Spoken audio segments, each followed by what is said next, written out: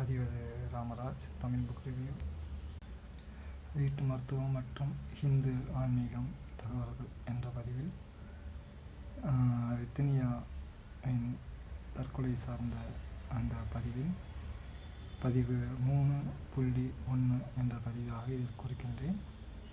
இதில் பொதுவான திருமண நிகழ்வுகளை பற்றியான கருத்துக்கள் தான் இதில் இடம்பெறுகின்றது. பதிவு 3.0 என்ற பதிவில் விட்ட இடத்திலிருந்து தான் தொடங்குகின்றேன். அந்த மணப்பெண் ஃபோட்டோ ஷூட் எடுப்பதற்காக மேடையில் ஏறுகின்றார். முதலில் ஏறுகின்றார். பின்பு மணமகன் ஏறுகின்ற பொழுது அது சரிந்து விடுகின்றது.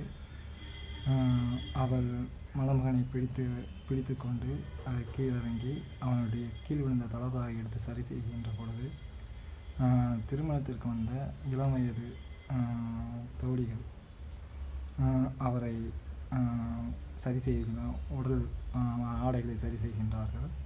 மணப்பெண்ணானவள் ஒரு கட்டிலை அந்த ஒரு மேடு பள்ளமான ஒரு தளத்தில் கட்டிலை வைத்து ஃபோட்டோ ஷூட்டிற்காக ரெடி செய்து கொண்டிருக்கின்றார்கள். இவன் அந்த திருமணத்திற்கு வந்த அந்த தோழிகள் மணமகனானவன் வெட்கப்படுகின்றானா, ஏங்குகின்றானா, சிந்திக்கின்றானா என்று தெரியாத ஒரு உணர்வு நிலையை காட்டி கொண்டிருக்கின்றான். இங்கு ரெடி செய்த பின்பு ஃபோட்டோ ஷூட்டிற்காக அந்த துணியெல்லாம் ரெடி செய்துவிட்டு மணமகனை அழைக்கின்றார்கள். அவன் மணமகளை கவனிக்காமல் அவருடன் பேசிக்கொண்டே அதே மனநிலையுடன் வந்து நிற்கின்றான். இடது புறத்தில் நிற்கின்றான், வலது புறத்தில் நிற்கின்றான். இடது புறத்தில் நிற்பதற்கு பெண் பேசுகின்றான். அந்த சைடு வா என்கின்ற பொழுது அவன் இன்னும் நெருக்கமாக நிற்க வேண்டும் என்பதை போல் அந்த பெண்ணை இழுத்து கொண்டு நிற்கின்றான்.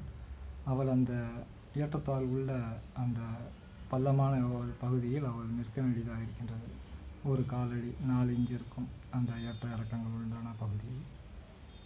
உடனே கோவப்பட்டு தன்னுடைய பூச்செண்டை இன்னொரு இடத்தில் கையிலே கொடுத்துவிட்டு மணமகனின் இடுப்பில் பேசிக்கொண்டே ஒரு குத்து விடுகின்றார். அதை பார்த்து ஒரு நடுத்தர வயது பெண் ஓடி வருகின்றார் மணப்பெண் பக்கத்தில். இன்னொரு குத்து விடுவதற்கு முன்பே மணமகளை தோலை தட்டி வேண்டாம் என்று சொல்கின்றார். ஆனால் இன்னொரு குத்து விட்டு இங்கேயே தான் கவனிக்க வேண்டும் என்று சொல்லிவிட்டு ஃபோட்டோ ஷூட் நடக்கின்றது. அந்த தோழியில் ஒரு பெண்